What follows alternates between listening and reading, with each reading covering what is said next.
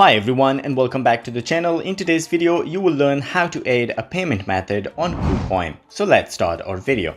First thing you need to do is to open Kucoin application. Make sure to log into your account. Now, tap on the profile icon at the top left corner of the screen. From the menu, select the security option. On the security page, tap on payment method.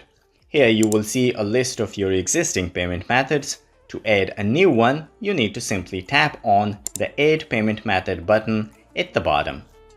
Now choose your preferred payment method, for example, bank transfer, cash apps, Google Pay, or any other option available.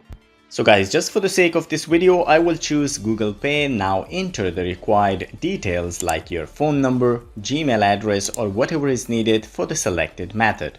Just in case if you selected bank transfer, you will need to fill out the form with your bank account details such as account number, branch name, and IBAN. Once you have entered all the information, tap the confirm button at the bottom. That's it, your payment method is now successfully added to your Kucoin account. If you found this video helpful, please like and subscribe to the channel. I will see you in the next video. Until then, take care.